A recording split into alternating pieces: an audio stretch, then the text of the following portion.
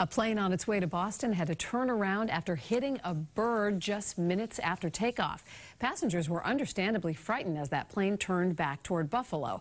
WBZ's Beth Germano spoke with one of the passengers. She arrived in Boston 7 hours later than she planned to, but it was no ordinary day of flying for Jess Warzewski. The captain came on and he said, we may have had a potential bird strike. We're going to circle around, go back. That was when her Boston-bound JetBlue flight had left Buffalo and returned to make an emergency landing. It's not what she saw, but what she heard from the engine that was unsettling. It was like a metal, like a grinding, like it was like the engine itself was stressed. And certainly it was very loud. It was very like metal.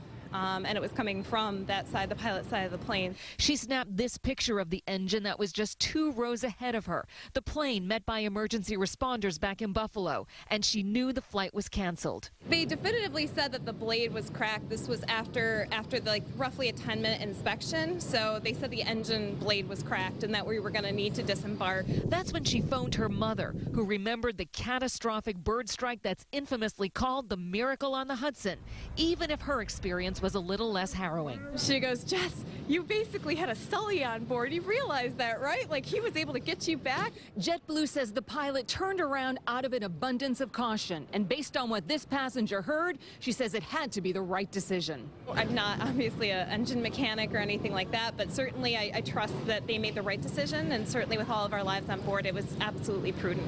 There might have been a few butterflies getting on a newly scheduled flight this afternoon. Everything just worked out so well. So she can say she finally made it to Boston. Beth Germano, WBZ News.